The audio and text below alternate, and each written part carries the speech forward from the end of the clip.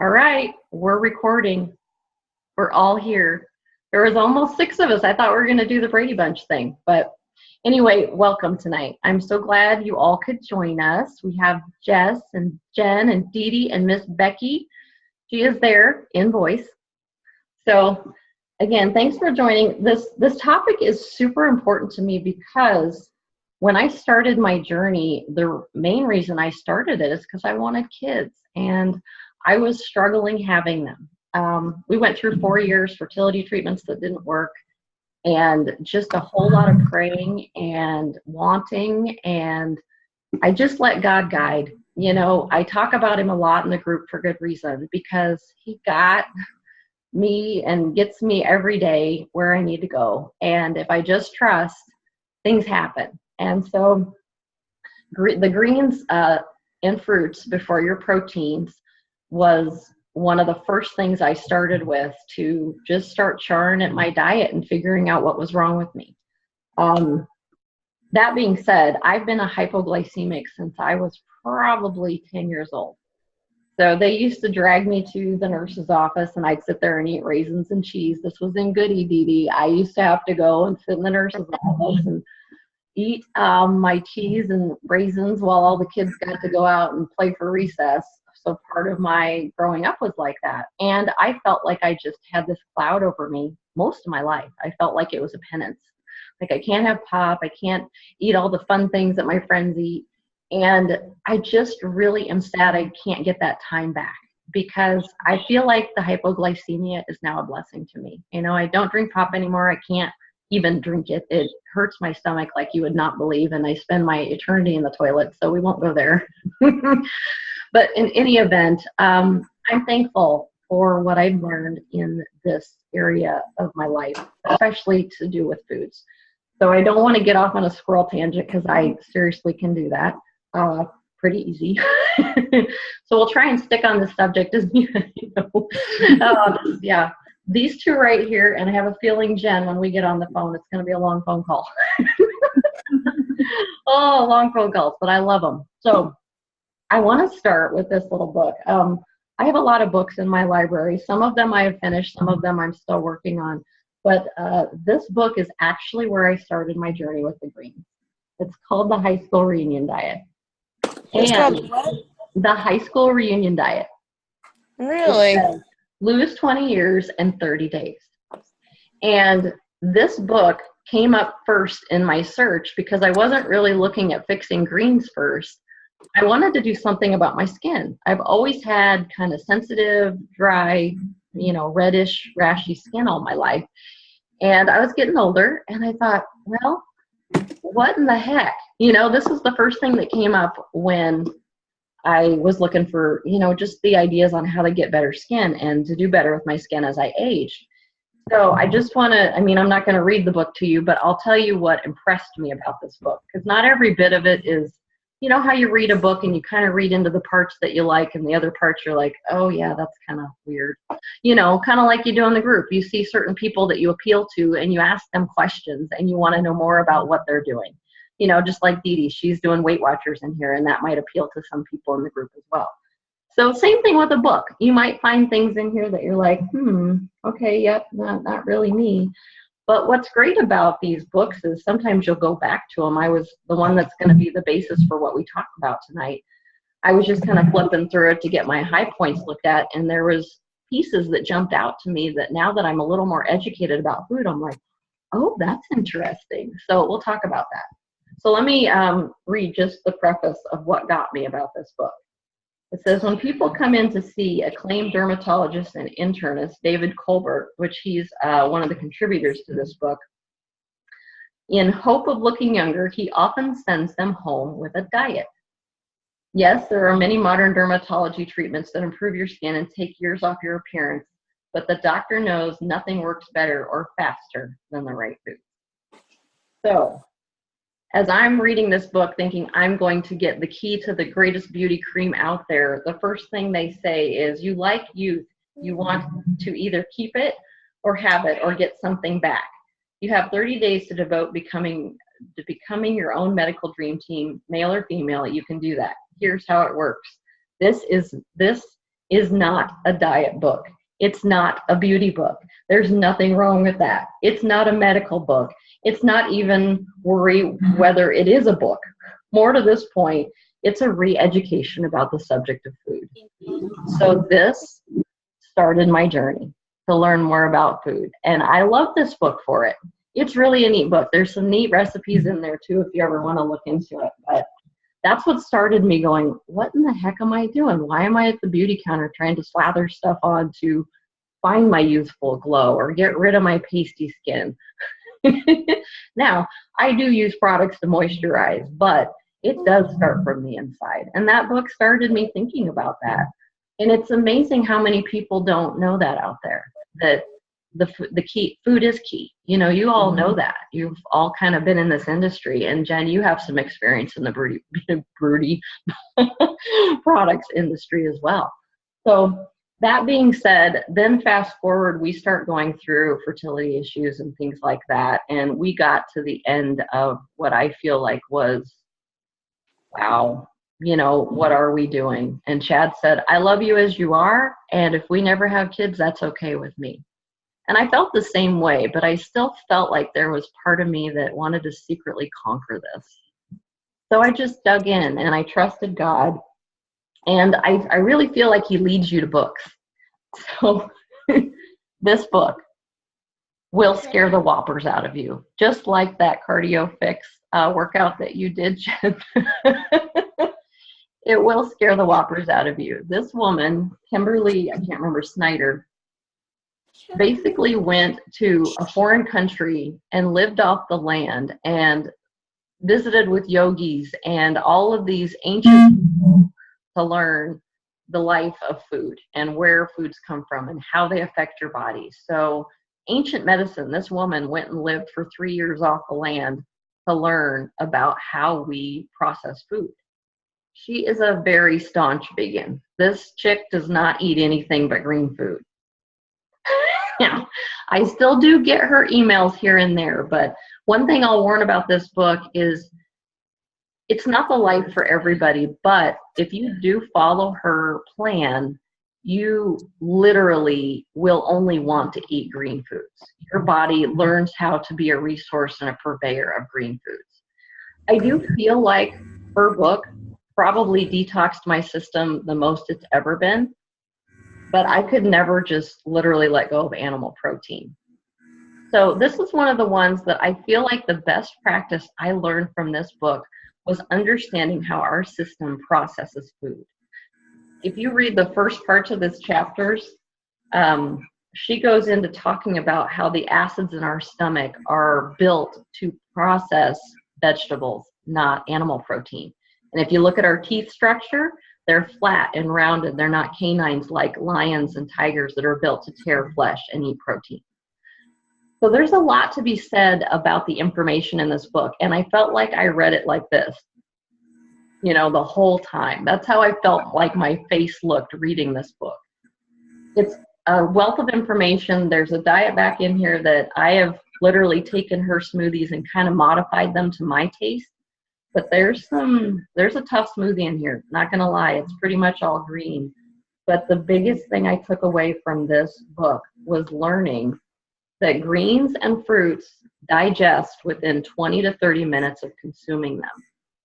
So that helps get your digestion greased, your skids for the animal protein. So if you're eating chickens, turkeys, lean meats, things like that, those take 4 to 6 hours to process.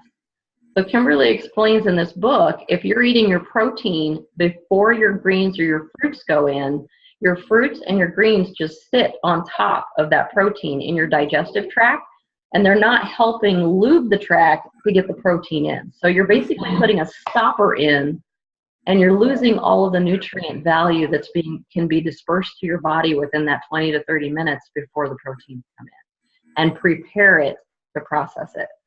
That is one of the biggest things that I took from this book. Amazing information, and also understanding how you can leverage the acids in your stomach to do a better job of getting that food in, whether it's carbs or whether it's protein that's trying to come into your body. So yes, powerful book. There are some great things in there, and it's just made a world of difference. And once I started following her suggestions, I started seeing the pounds fly off because even though I was still eating my animal proteins, I was still consuming carbs. I started to see the pounds fly off faster because I was putting the food in correctly. So this book is why you hear me preach greens before protein. Be careful when you read it. It's definitely going to open your eyeballs, but it's a huge, awesome education. I still get emails from her to this day that she, updates her recipes. She'll have smoothie recipes out there. I see she has added some milk type products to some of her recipes. So she's varying out of her original book here a little bit. I think she has a second book out that has some other recipes out there, but it's a good enriching read. Again, take the things from it that you really love and can relate to.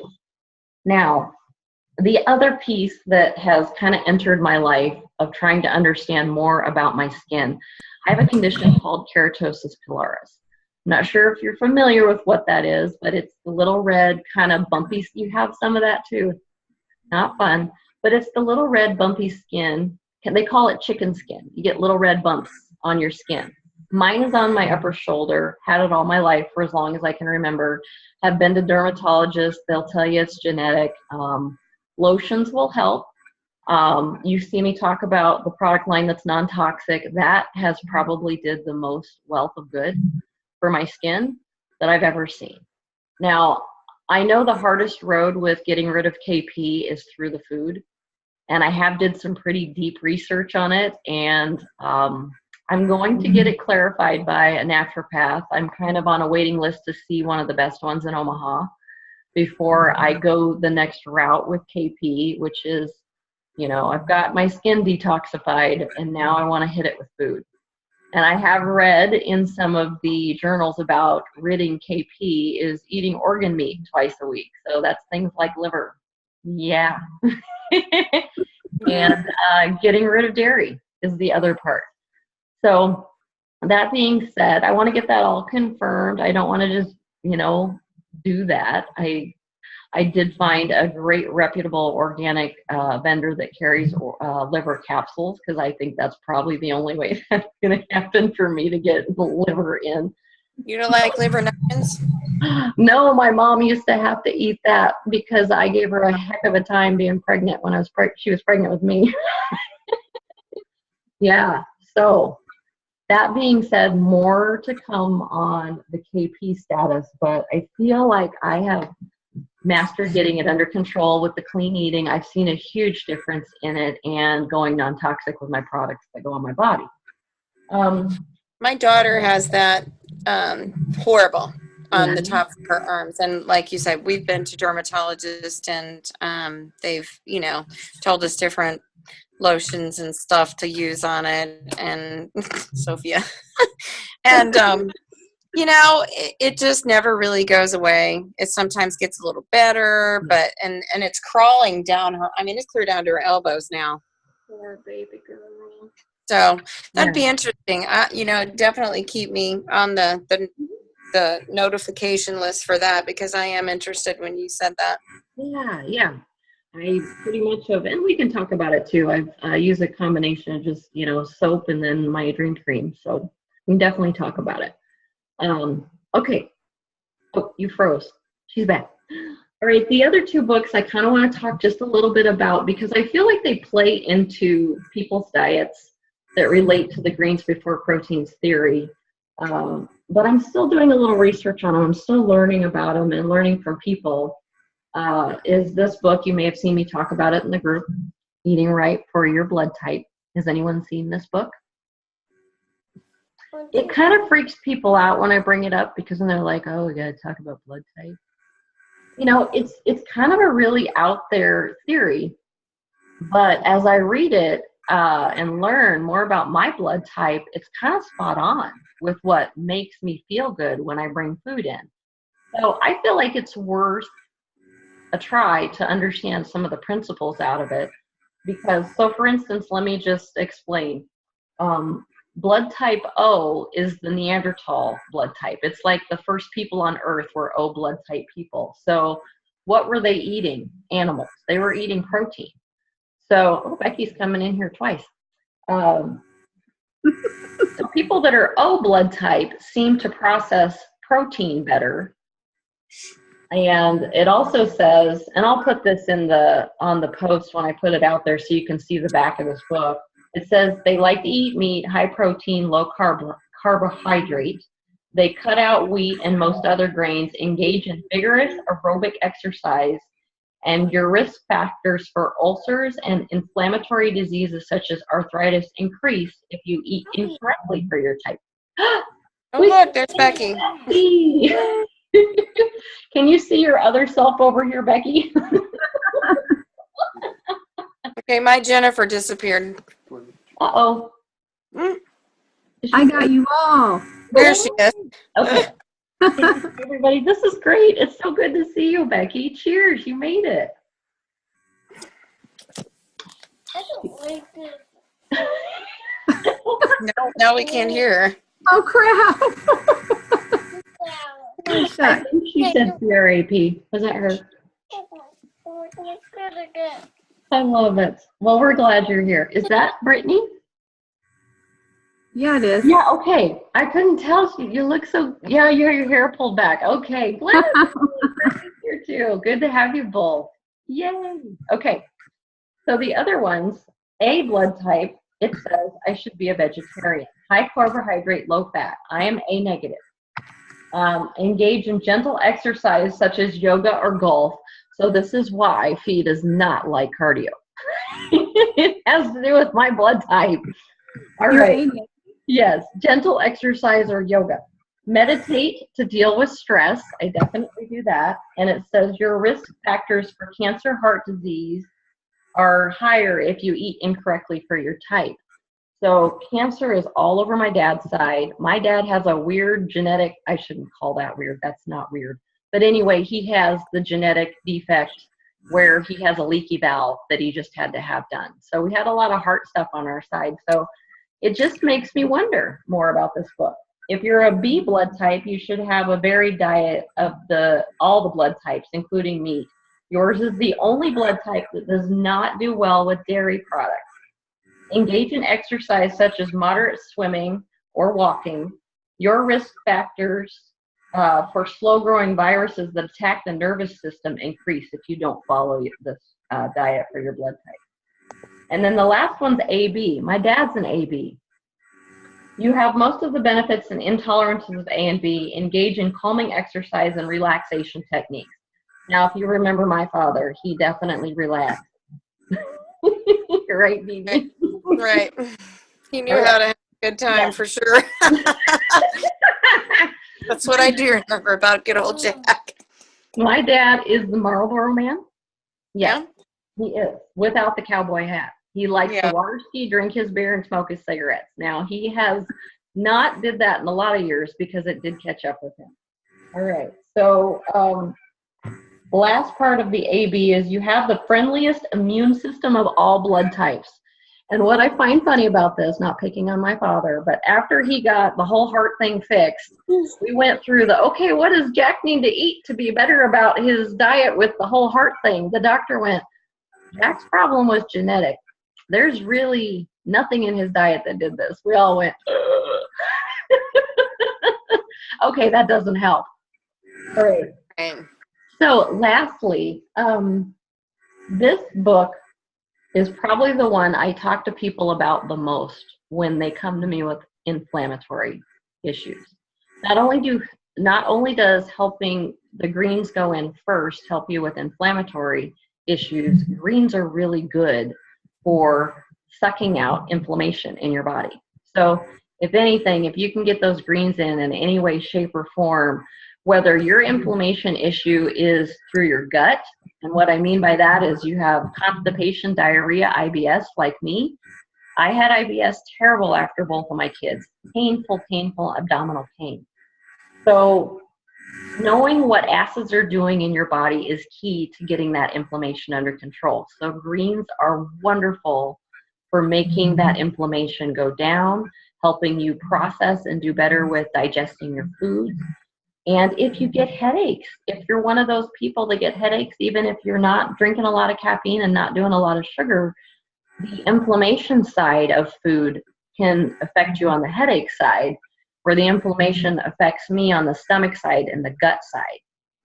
Because I don't have a lot of sugar in my diet, but I still have inflammation trouble if I'm eating the wrong foods. So this book was the one I found that helped me cure my acid reflux. I had a doctor tell me that I was going to be on drugs for the rest of my life. He said, just deal with it. You have a weak esophageal sphincter covering your stomach that does not completely close. You're going to take drugs for the rest of your life. And what happens when people tell me no? You've probably all seen that that's not a good thing to tell me. I'm going to figure it out. Just watch me. All right. So anyway, this book is amazing. And the reason it's amazing is it taught me, I started out, my smoothie was blueberries, strawberries, and spinach, and a big sprinkle of cinnamon with ice in the water. And it was blowing up my stomach. I could not figure out why. I didn't even think it was my smoothie. Blueberries and strawberries are healthy, right? Right? Well, they blow up my stomach. So from this book, I learned the acidity levels of food. I found out what ones are neutral. Strawberries and blueberries are high in acidity. Holy cow, they are high. So I switched my smoothie. That's why you see me drinking the spinach, the gala apples, the big sprinkle of cinnamon, the ginger. That all calms my tummy down, makes my inflammation happy, and we're good. But what's funny is you see people in the group like Halls. Halls eats peppers every day and strawberries, and so does Candace. And their stomach has no problem with them. So this book also taught me a lot about learning how pepsids develop, process in layperson language. It wasn't scientific, so I can understand this. How the acids process, and they feed off of those fruits. So those acidic fruits that I was putting in my body, it was telling the pepsins in my stomach to produce more acid. And then it just started going after my stomach lining, because if the food is telling your acids to produce more, there is too much acid in your stomach. So then it starts going after your stomach lining and causing the ulcers and causing all the pain. So no matter how many proton pump inhibitors you're taking, like the pepsids and the whatever's out there, you're still, it's going to be eating away at your stomach if you're putting the wrong foods in there. So again, it all comes back to food every single day of what you're putting in your body, and you're always looking for your triggers. Carry a food journal. I had to do that because I had to see what was happening. I would forget what I ate, but then I'd be in the bathroom and not knowing why I was there. So it really helped me to do a food journal and write it down. It's like, okay, at 5 o'clock, I ate these 3 things. Okay, at 2:30, I was in the bathroom, horrible pain, what in the world? So everybody's food triggers are different, and it's just part of the process and part of finding your healthy, because what I like is not going to be the same as what you like. I'm not a salad person. I just am not. So I am super thankful for those of you that love to post your recipes, because I pull them and share them and love to boost them up in the feed for people that love salads. I'm on the go. You see me like crazy nuts most of the week, running my kids from therapy session to school. I like to just gulp my greens down and move on. That's how I roll, and it works for me. That is not the same for everybody in the group. But there's plenty of people, like definitely Monique in the group has told me she loves salads. She loves to put them together, and that's her thing. And they work for her. And that's what you have to find. You don't have to try and be what I do, but definitely the principles and the practices of bringing greens around that work for you. I know, Jen, you and I have talked about that, maybe fresh veggies aren't your thing. And learning about, what makes you tick is super important. And through her communicating to me about those types of things, it helps enrich me. I actually have another gal in the group that has the same aversion to fresh veggies, except for the fact that they make her stomach retch. We don't know why, and we've been learning that cooking the vegetables helps slow that crazy process that fresh fruit or fruits and veggies will put into your system and help you ease into it, help your digestion system ease into it, that possibly the fresh veggies will move in, because sometimes the power of the fresh veggie nutrients are hard on a system that either doesn't take them in well or finding those ones that create that healthy balance. So as you can tell, communication is super important for me. I love hearing it from you, whether it's your voice, whether it's your text. That's how we get better. That's how we find great books that help us learn to process food better too. So that's what I had, girls. I'm excited to hear what you have to say. I don't know if you're all going, oh my God, gonna make us eat veggies like 24/7, but that's not really where I hope to go with this. I just know that this has worked for me. Was I perfect with it in the beginning? No. I stumbled around with it. I scrutinized it. I drank the wrong smoothie in the beginning and then got mad about that and thought, this smoothie stuff is for the birds, you know. I went through my ups and downs with it, absolutely. So you bring the tough questions to me. There's plenty of people out there that will just dump an idea and not bring in the tough questions when maybe there was an avenue around it. You know, if I just would have dumped the smoothie over the whole strawberry and blueberry thing, because that was a darn good smoothie, let me tell you, wouldn't be where I am today. So I'm happy I stayed with it and just found a different recipe that worked for me. What do you define as, when you say greens, so specifically, are you talking about only like the leafy greens, or like what do you think? Anything that's green, you know, anything that's a vegetable. Let's put that in that category. Now, some of the ones that are on the carbohydrate end, like, you know, a carrot is considered more of a carbohydrate type of veggie because there's carbs in it, but they're good carbs, soluble carbs. Green leafy is going to be more on that scale of faster digestion type of vegetable. So yes, anything green leafy in that category, absolutely. And fruits. So those fibrous fruits and the greens. So when I say greens, I mean to include fruits. Okay. But yes, those two are the key. And you also see me, you probably see me do the posts where if I'm getting ready to go to an event where I don't know what's going to be served, I don't know if it's going to be pizza or something heavy, I will down a green smoothie before I go, or chomp on some vegetables, like a serving of vegetables, so that I get a little bit full before I go. And then I'm getting my system ready to process that right on down the door instead of making it stick in my stomach. You bet. And so typically you do spinach, apple, and like an ice water combination? Yep, I do a cup of crushed ice from my fridge and a cup of water. And you kind of might want to get your consistency. Maybe you want it a little thicker or runnier. You just kind of got to play with how much more or less ice water you want. And I do a big sprinkle of cinnamon. I just hammer that stuff in there. I don't even look. It might be a whole teaspoon. And then I sprinkle ginger root. I get the dried ginger root because that's kind of my lazy zone. I don't do the the fresh ginger. And if you don't have fresh ginger root, you can do the powder. That's not going to kill you. You're still getting some ginger in there. It's still something good. And then I just cut up half of a Gala or a Fuji apple. The Gala and the Fuji apples are the lowest in the citric value. So they don't make my tummy grumpy, whereas the Red Delicious is the highest. Honey Crisp is right there behind it. God, they taste good, but the sugar level's kind of tough on those two apples. So Gala and Fuji are the ones that I stick to, and I do an organic there. Oh, poor Jess. She looks like she's about ready to fall asleep. I'm tired. Graduation has killed me. I know it. Well, we'll wrap up here. But those are the two, and then I do probably a half a cup of a cucumber, so it's about half of a medium cucumber, and then I just do a full handful of fresh spinach and I grind it all up. That's what I do.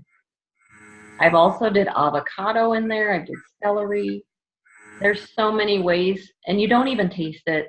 I mean, I feel like it all blends together. There's some days I run out of spinach and I just do cukes and the apples. That tastes delicious. It's like a summer slushie. It's really good. The consistency of it's really I eat a lot of green stuff, just not with lunch and dinner. But I mean, it just has me thinking. I don't like when you're eating it on a plate. You don't always want to eat all of that first. You know, I like go around, you know, and just eat. You know, but so I mean, I've been eating my salads lately with my lunch. You know, I made the turkey muffins, and I like those a great deal. So I'm looking at my big salad next to the turkey muffins, and you know, it's spinach and just some tomatoes and cucumbers and that kind of thing. But I'm thinking, I don't know. I like to just kind of. I even like to cut the meatballs up and or the muffins and just put them on the salad. Yeah. I mean, that's not horrible. You're at least getting them both in. You're just going to have the best nutrient distribution to your body if you can get them in before you let the meat start entering. You know, because it makes me wonder what if I would just shoot down one of those spinach, you know, things before I ate. I'm thinking about trying that, like at least at lunch or something like that, or maybe even at dinner. I have a problem where when I eat dinner, I don't know, within a couple of hours, I'm starving again before I go to bed. Horrible. Yeah, you might try it. I did that actually tonight because I wasn't able to do my green smoothie at lunch. We got real busy and everything overran. I did my egg roll in a bowl, so I had some of the broccoli slaw in there, which was nice. But yeah, I just did it tonight. So it does help fill me up. I mean, I didn't crave anything before bed, and I'm having I got apricot black. Yeah. Oh my gosh. Good stuff. Good stuff. So if you no caffeine though, right? What's that? No caffeine though, right? No. Oh, horrible. Don't do that. Don't do it. Yeah, we've all done that. And you know, right, when you know what you've done when it happens. You do. For sure. The other morning when you can't sleep. Oh. Right. All right. Well, any other questions, girls? You all look like I'm so glad you were here and late, and it's late, and you stayed up to hear my yarn about greens before proteins. This is so fun. Our first feed group. Oh. Are you typically having these on Tuesdays then? I don't know yet. I want to do them just monthly to start because I don't know if I can commit to every Tuesday yet. Right. I'm super busy, and May is just hard because everybody's going graduation bunkers and all that stuff. So, yeah. But I really think. I'm going to ask the name of that book, the blood type book, real quick again. I missed that. Yes, the blood type book, and I'll put a picture when I post the recording too. But this is Eat Right for Your Blood Type. Let me get my fingers off of the author, Dr. Peter D. Adamo. So yeah, I'll put them in the post. But yeah, I could bring all my books out here. You would all really go to sleep. But I mean, I was writing some of them down. I mean, your mom would love this. I'm writing on my Pure Haven brochure. What I had next to my bed. So anyway, I love it. All right, friends. Yeah. Okay. I know everybody needs to get to bed, but do we have any final questions before we wrap up?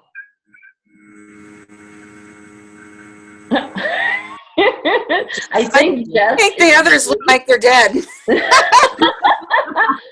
I'm not sure if she froze or she's still there. Do something, anything, so we know you're alive. Oh, all right, friends.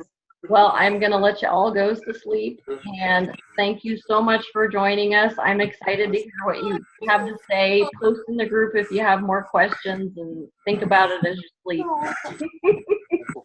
Thank you for doing that. It was fun. Thank you. Good night, everybody. Good to see you all for the first time.